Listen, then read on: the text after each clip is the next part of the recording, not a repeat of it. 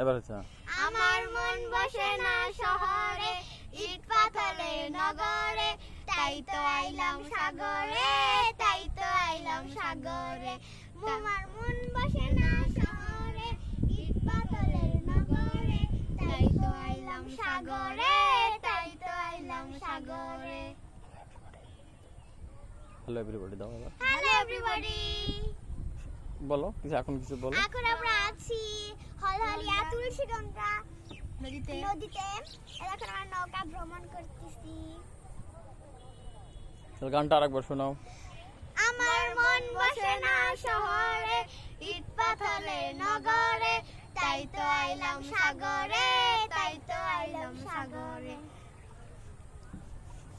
আরেকটু বর্ণনা দাও, কিছুক্ষণ আগে কি গেল হলহলা ব্রিজ দিয়ে আমরা আসার। কিছুক্ষণ আগে ট্রেন গেল হলহলা ব্রিজ। আমরা জানতাম না, মোটেও জানতাম না, আমরা যদি ব্রিজ পার হতাম তাহলে একটা দুর্ঘটনা ঘটে যেত।